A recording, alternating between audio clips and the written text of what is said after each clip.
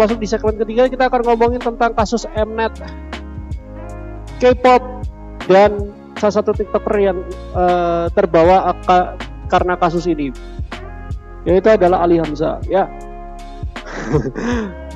seperti yang udah gue janjikan di TikTok, kalau buat kalian teman-teman yang nonton ini dari TikTok, dari teman-teman yang tahu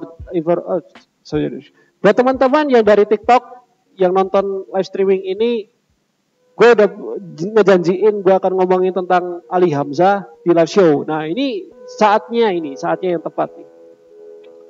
Dan gue akan ngomongin ini seobjektif mungkin ya, karena jujur aja, karena gue juga memantau trending hashtag Mnet apologize ini, atau dan juga hashtag azan bukan mainan.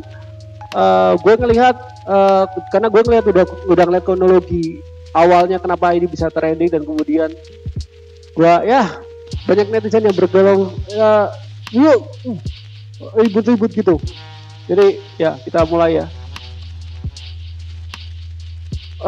Kita share screen dulu. Oke. Ngomong-ngomong masalah Korea Selatan dan remix azan ini cukup meresahkan banget emang ya. Kalian jujur aja, ini stasiun televisi loh yang nayangin. Dan gue lihat ya, kalau gue lihat dari klarifikasinya Mnet ngomong masalah remix azan ini, sebenarnya dalam gini, gue mungkin akan jelasin dari bagaimana cara kerjanya produksi program TV ya. Jadi gue pasang lagi. Jadi dalam sebuah produksi program TV itu ada banyak pihak yang terlibat gitu. Ada tim produksi, ada tim kreatif, ada pengisi begitu. Nah, kasus azan ini kalau gue lihat ini yang masalah ini ada di tim produksi dan juga tim kreatif. Kenapa?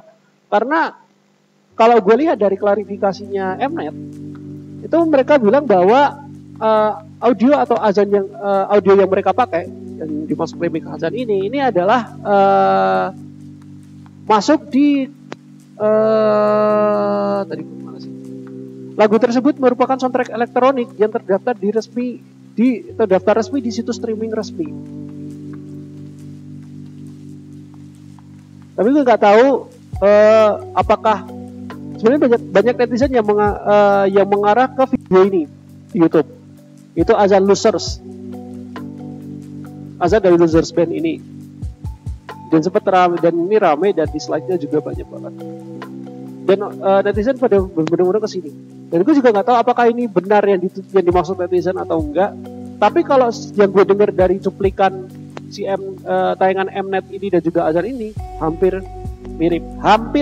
Jadi gue belum bisa bilang itu 100% mirip. Pasti ngambil dari situ enggak. Jadi gue masih kayak diduganya seperti itu. Gitu. Nah masalahnya ini kan terdaftar resmi. Masalah di sini benar sih terdaftar resmi gitu, masuk di sama si ini akun YouTube yang udah terdaftar sebagai official artist channel ini.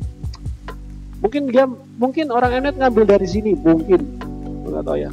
Nah,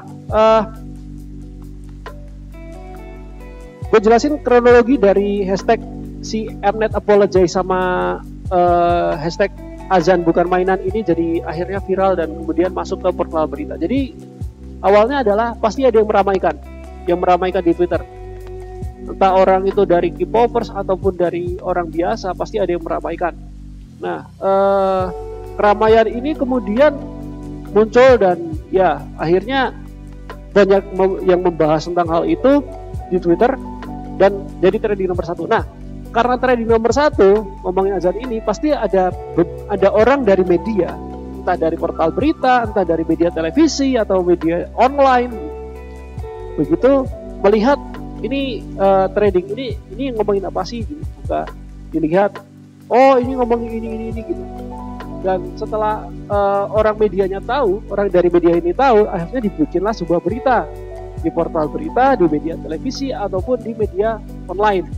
Nah, jadi kesimpulannya adalah orang-orang yang bikin berita di portal berita maupun media online maupun media konvensional itu bikin berita karena memang udah ngeliat nih, ini ada trendingnya, begitu. Dia dari trending yang terjadi seperti itu, akhirnya muncul ke permukaan dan orang-orang tahu berita itu. Gak cuma dari Twitter, tapi juga dari portal berita. Gitu ya alurnya. Jadi kalau masalah meramaikan ada orang, tapi entah itu K-popers atau enggak, kita nggak peduli. Tapi yang pasti ada orang yang meramaikan begitu. Nah, kemudian setelah muncul, ada banyak orang yang akhirnya juga ikut menyebarkan informasi, tak terkecuali content creator, baik itu di YouTube maupun di TikTok. Karena gue juga main di TikTok gitu kan. Nah, ada satu TikTokers yang kemudian akhirnya namanya terseret karena ngomongin tentang berita ini. Gue tuh balikin lagi. Ada satu content creator yang terseret namanya karena ngomongin kasus ini, yaitu adalah Ali Hamzah. BTW, bukan yang ini ya. TikTokers yang namanya Ali Hamzah. Gue lupa nama lengkapnya siapa, Hamzali A, siapa gue lupa. Kalau kalian penasaran sama si Ali Hamzah ini, langsung aja ke TikTok, cari di TikToknya Ali Hamzah atau di Instagramnya Hamzali gitu. Atau gue lupa nama akun Instagramnya. Jadi sempat heboh netizen ngomongin tentang si Ali Hamzah ini, karena beliau katanya ya mengkritik yang terjadi di K-pop ini, mengkritik apa yang terjadi di Mnet dan bawa-bawa K-pop gitu. Nah, BTW petisi boykot ini, petisi boykot ini juga kemarin di hari Jumat atau Sabtu sih dulu. Kalau satu kan Jumat ya, di hari Jumat kemarin itu sempat jadi viral di media sosial, terutama di Twitter, karena entah kenapa ya, gue pas buka Twitter kaget anjing, kenapa ada boykot Ali Hamzah, emang Ali Hamzah ngapain gitu. Dan gue baru inget sebelumnya kemarinnya di hari Kamis malam, gue sempat ngelihat postingannya dia. Gue lihat postingannya dia yang ngomongin tentang Mnet ini, dan sebenarnya gue nggak terlalu memperhatikan omongannya si Ali Hamzah ini, karena menurut gue ya, dia konten kreator informasi dan informasinya memang benar ada kayak gitu. Gue nggak memperhatikan secara detail omongan dia dan yang lainnya gitu. Dan menurut gue udah bisa aja dulu kan, bahkan gue sampai komen bilang, gue jadi keingat dulu ada kasus dulu ada kasus azan dikomersilkan, jadi azan dipakai untuk iklan produk kendaraan gitu di TV. Gue sampai komen kayak gitu. Lanjut lagi. Baca beritanya ya dari celebrities.id. Nama TikTokers Alin Nezat atau dikenal dengan Ali Hamzah menuai sorotan publik. Pasalnya dia disebut memiliki beberapa kontroversi sehingga kini muncul sebuah petisi boykot yang ditujukan kepada dirinya di media sosial. Sebelumnya nama Ali Hamzah sendiri sempat jadi trending di Twitter pada Jumat 10 September 2021. Bahkan muncul sebuah petisi boykot yang mendiskusikan bahwa Ali dituduh seringkali menggunakan tameng agama hingga berujung rasis. Hal ini pun disebutkan dalam petisi boykot yang saat ini sudah mencapai 154.000 lebih yang mendatangkan sekitar. Gue penasaran sama si petisi itu. Sekarang udah ada berapa nih banyaknya?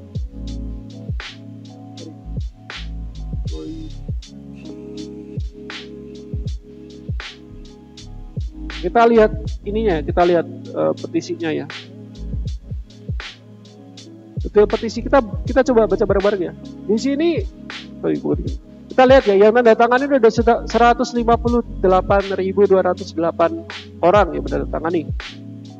Nah, lanjut lagi nih. Ada 158. Jadi ini semakin bertambah ya. Dalam kasus terbaru, Ali turut mengomentari skandal Mnet yang meremix azan di pembukaan Street Woman Fighter beberapa waktu lalu. Sekali lagi gue kasih tahu Mnet gak ngeremix, karena Mnet adalah karena Mnet ini cuman ngelakuin produksi lah. Gimana gue jelasinnya gimana ya?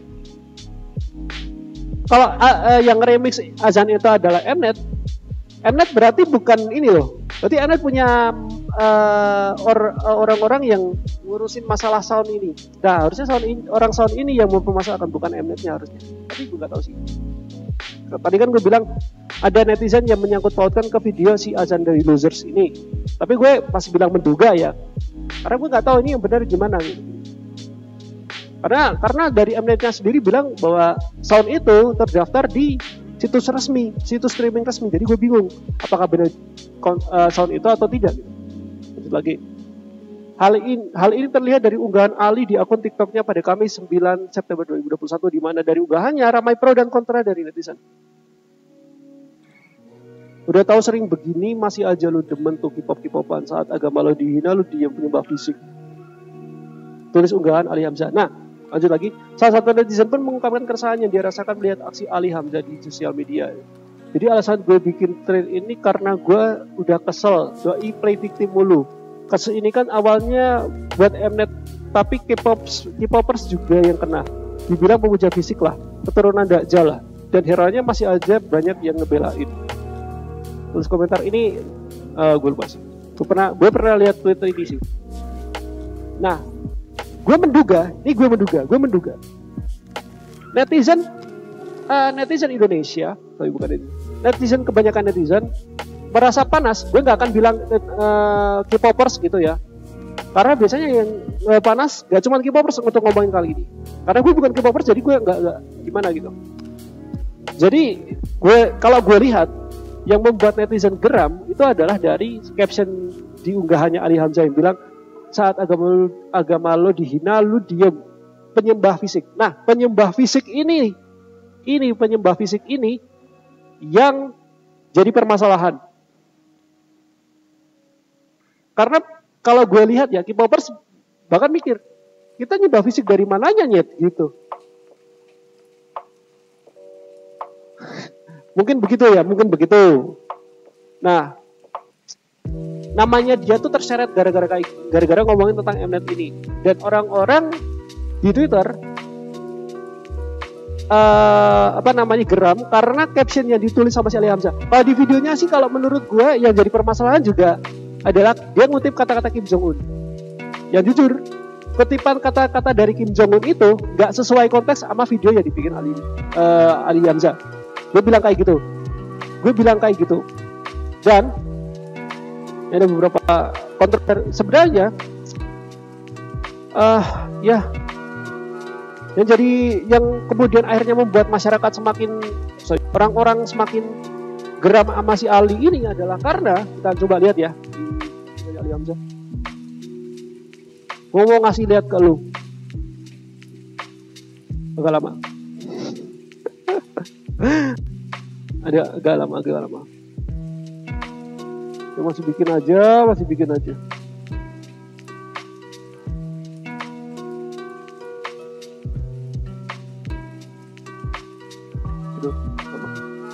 Ini gue kasih lihat ke lu. Bahkan mungkin bisa menjadi orang K-popers, jadi bukan K-popers sih, netizen juga tambah geram karena responnya Ali Hamzah mengkomentari netizen, komentar netizen ini. Jadi membalas komentar netizen dengan bisa dibilang ini yang jadi bikin netizen jadi tambah geram gitu. Kita lihat ini bareng-bareng. Ada dari akun apa ini? Siapa namanya gue lupa. Gue buka lah ya, gak apa-apa ya. Dari Kopo Y. Ada tulisannya tuh di sini, di bagian bawah ini. Ada tulisannya. Lah yang naikin hashtag di tweet aja anak-anak K-popers. Beda-bedanya Mnet sama abang ini sama-sama problematik. Lain kali kalau cari berita itu ya benar, captionnya juga ngundang pengikut Dajjal. Nah, kata-kata ini yang akhirnya menyulut emosi dari para netizen. Yang paling gak mau idol Dina diem ketika Rasulullah sendiri dihina, bangsa ateis lu bela. Nah, bangsa ateis ini kata-kata ini juga.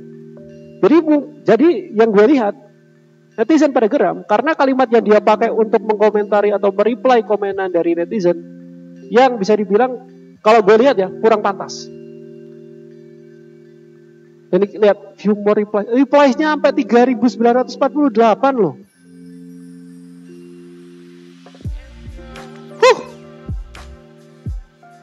Ale, gue bingung nih. Kenapa gue geram sedih? Nah, kemudian gimana ya?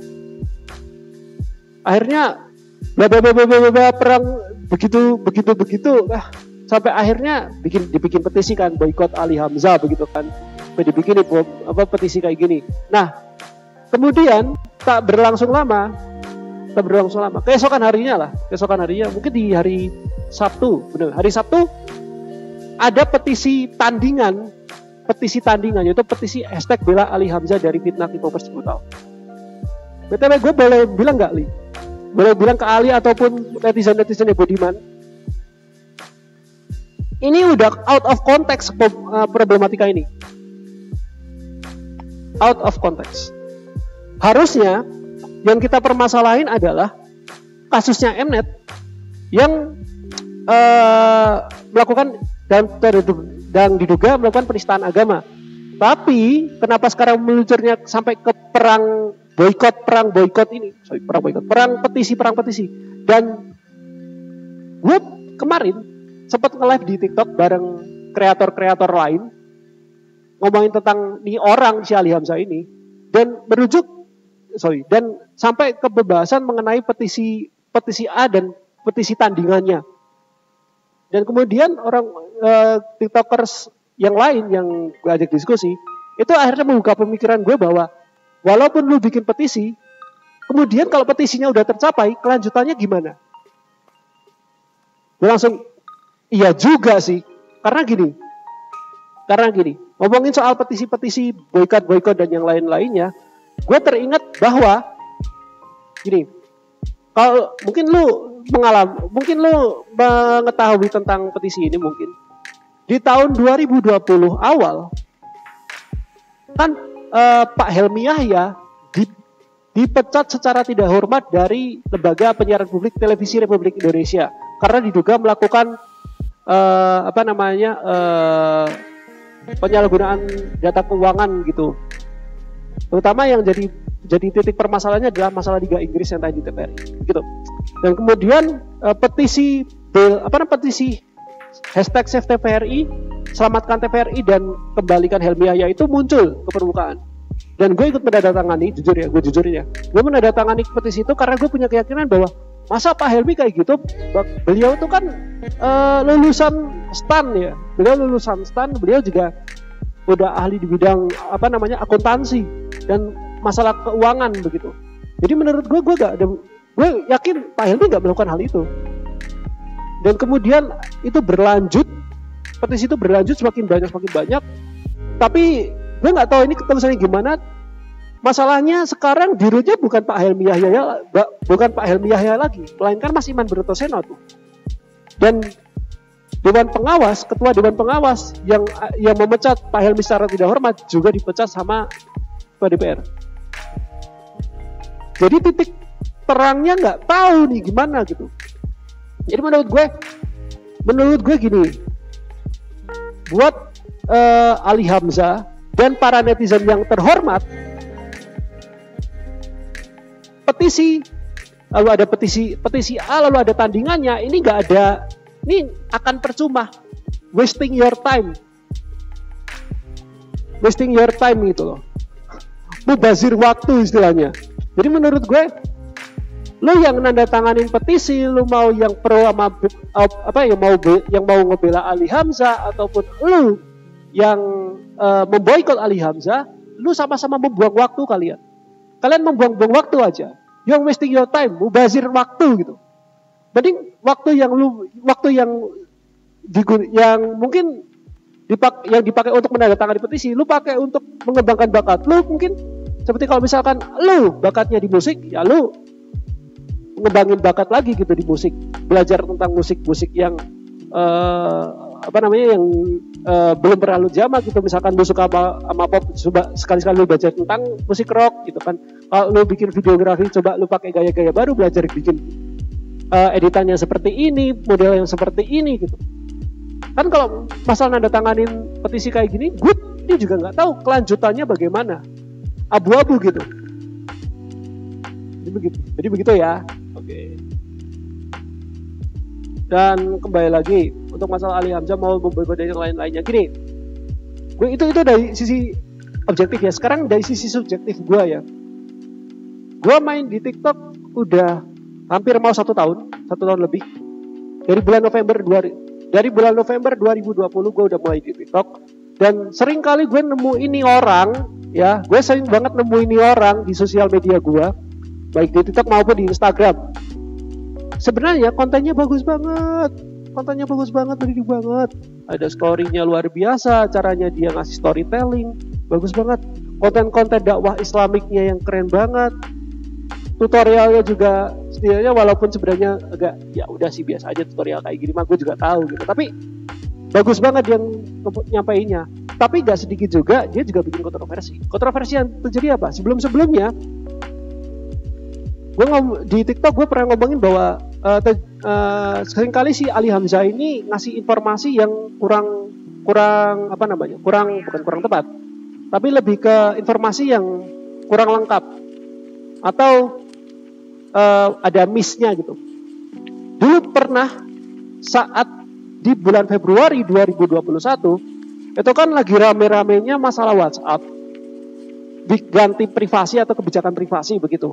Dan orang-orang menyuruh untuk harus menyetujui kebijakan privasi ini. Kalau enggak, katanya di kontennya si Ali Hamzah dia bilang kayak gini, lu mesti menyetujui kebijakan ini, kalau enggak akun WhatsApp lu bakal hilang. Padahal pihak dari WhatsApp dan Facebook enggak bilang kalau kebijakan itu ditolak maka akun WhatsApp-nya bakal hilang. Enggak ada orang WhatsApp bilang kayak gitu.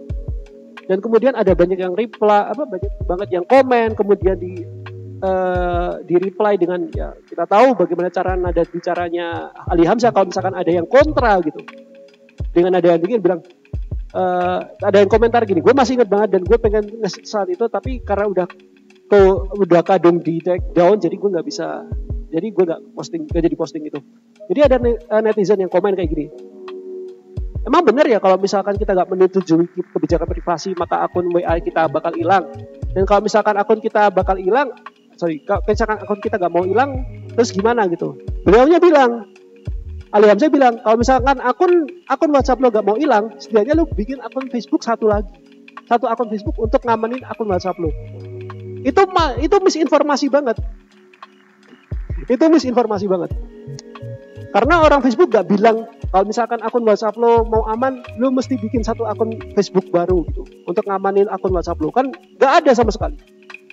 Jadi itu pemicunya kenapa akhirnya petisi boykot itu muncul, karena kasus misinformasi ini terjadi gitu. Selalu terjadi. Karena gue juga main TikTok juga, gue juga ngelihat Ali Hamzah juga sempat jadi perbincangan juga karena ngomongin tentang, jadi ada akun Telegram yang isinya ngehina idol K-pop. Begitu. Dan ada kata anak RP begitu yang sebenarnya dia nggak tahu apa itu anak RP, tapi dia agak nyeleneh gitu ngomongnya. Ngomongnya anak RP itu adalah bocil-bocil batu es. Kan itu udah salah banget. Bocil batu es matamu. Gue dalam hati gue pengen kayak bocil batu es matamu, cok. Gitu. Tapi gue gak tahu ya. Gimana gitu ini gue. Oke. Dari sini ada beberapa pelajaran yang bisa kita ambil sebenarnya. Ada beberapa pelajaran yang bisa kita ambil dari kasus ini. Yang pertama, lu mesti fokus sama permasalahan yang lagi dibicarakan. Di sini permasalahannya adalah Mnet yang diduga melakukan penistaan agama. Jadi jangan keluar dari topik itu. Sekarang yang terjadi adalah topiknya udah beda lagi.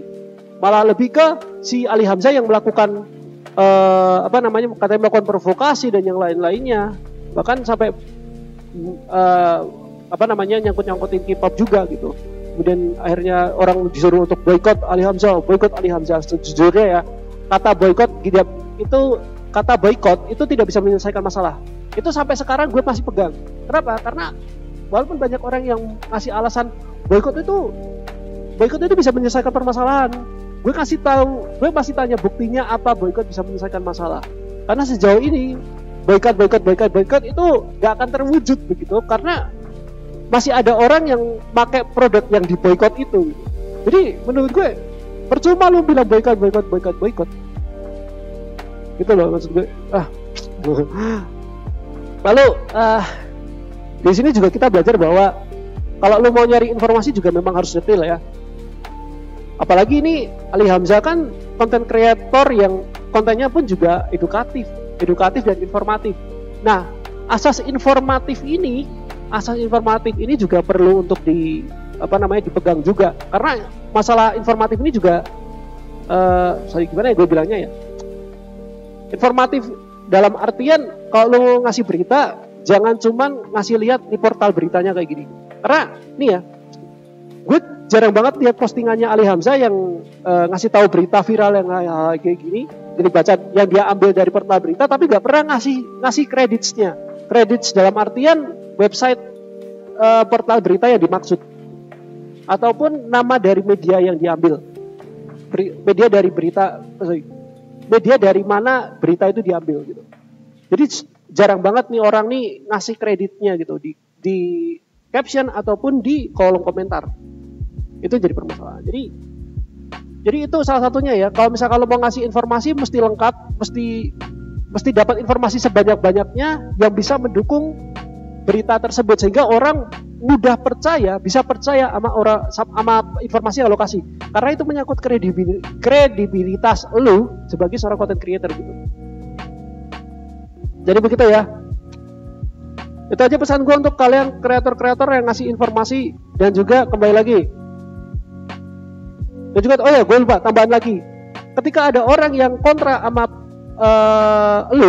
kontra sama statement lu, kontra sama postingan lu, kontra sama omongan lu tanggapi dengan gampang aja, lo tanggapi dengan santai aja, nggak perlu dengan nada-nada tinggi sampai ngatain dajjal, bangsa ateis dan yang lain-lainnya, sara dan yang lain-lainnya. Jangan. Itu mencerminkan itu secara gak sadar ya, itu mencerminkan turunnya kualitas SDM Indonesia loh. Bener ini. Gimana Indonesia mau maju kalau SDM-nya kayak gini? Bener gak? Gitu. Begitu guys. agak nada tinggi gue kayak.